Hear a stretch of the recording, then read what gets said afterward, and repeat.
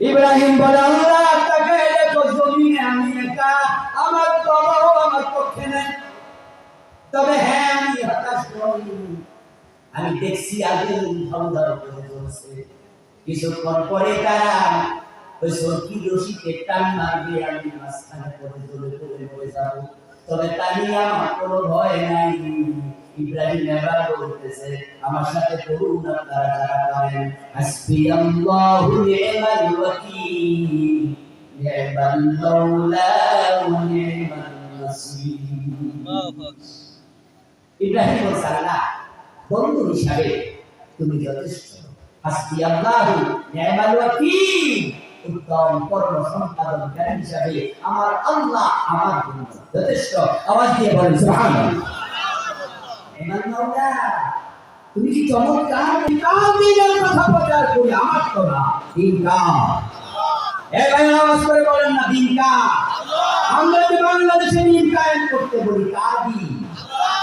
إذا جاء نصر الله والفتح ورأيت الناس يدخلون في دين الله, মানুষ আল্লাহর দিকে প্রবেশ করবে। দিন আল্লাহ আমরা করি না। ইব্রাহিম আলাইহিস সালাম আল্লাহকে বলছে তুমি যেহেতু আমার নেতা অভিভাবক, তুমি আমার বন্ধু, তুমি আমার সব, আমি তোমাকে যথেষ্ট মনে করি, ওই আগুন আমি ভয় পাই না।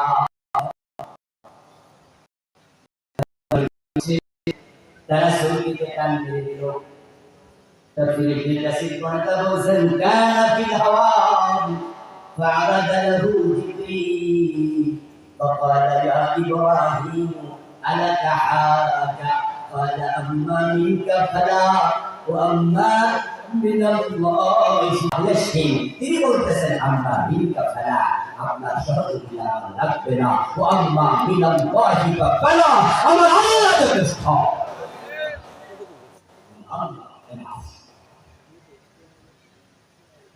ইব্রাহিম আলাইহিস সালাম আগুনে পড়ে যাচ্ছেন দেখে বৃষ্টি নিয়ে দায়িত্বে নিয়োজিত ফেরেশতা মিকাইল চিৎকার দিতে শুরু করলেন। وقال صاحب الخزن المطر, বৃষ্টির দায়িত্বে নিয়োজিত ফেরেশতা চিৎকার দিয়ে বলে মাতাও মারবিল মাতর, আমি কখন আদিষ্ট হব বৃষ্টি নাজিল করতে? আল্লাহ আদেশ করো, অর্ডার দাও, আল্লাহ অনুমতি দাও। তোমার দোস্ত ইব্রাহিম আগুনে পড়ে যায়, আমি বৃষ্টি দিয়ে আগুন নিভাতে চাই।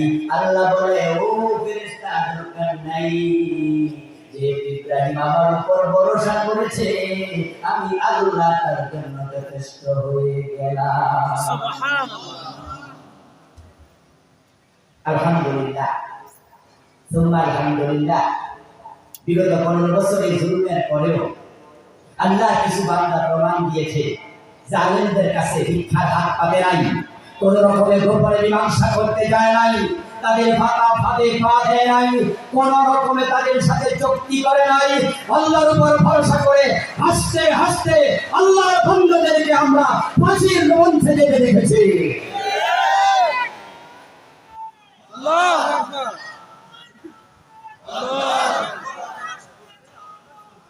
আমার প্রিয় ভাইরা, বলা হয়েছিল আপনারা প্রাণ ভিক্ষা চান, ফাঁসি দেওয়ার আগে আমাদের দায়িত্বশীলদেরকে বলা হলো প্রাণ ভিক্ষা চান। আলহামদুলিল্লাহ, যে কয়েকজনকে ফাঁসি দেওয়া হয়েছিল আমাদের নেতৃত্বে দায়িত্বশীল নেতৃবর্গ, সবার একটাই উত্তর ছিল তোমাদের কাছে জীবন ভিক্ষা কেন চাইব, প্রাণের মালিককে।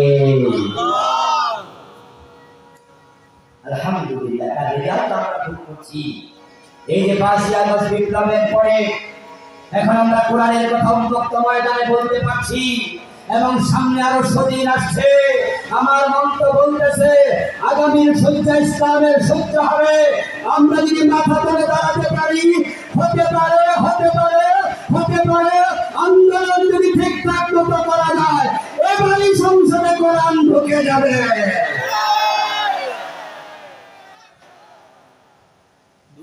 সম্ভাবনা দেখা দিনের পর দিন ইব্রাহিম নবীর উত্তম সন্তান তারা আল্লাহর উপরে সামান্য ভরসা হারায় সামান্য। আমরা আমাদের এমন কর্মী দেখেছি 50টা 100টা মামলা আসেনি, পুলিশ ধরে নিয়ে পায়ে হাতের নখ প্লাস দিয়ে টেনে তুলে ফেলেছে, পিটিয়ে রিমান্ডে ভূমিকা হাঁটুকে অকেজু করে দিয়েছে, রাতের পর রাত তাদের উপর জুলুম চালিয়েছে, নির্যাতন চালিয়েছে, হাসপাতাল থেকে তাদের আদালত পর্যন্ত হেঁটে যেতে পারেনি, কান্দে করে দিয়েছে। কিন্তু সারা পাওয়ার পরে, জামিনের পরে আবার কোরআনের ময়দানে ঝাঁপিয়ে পড়েছে। একশোর করে না বিচ্ছিন্ন হবে। এটা ইব্রাহিমের পক্ষ থেকে সন্তান পরিচয়। আবার কোন কথা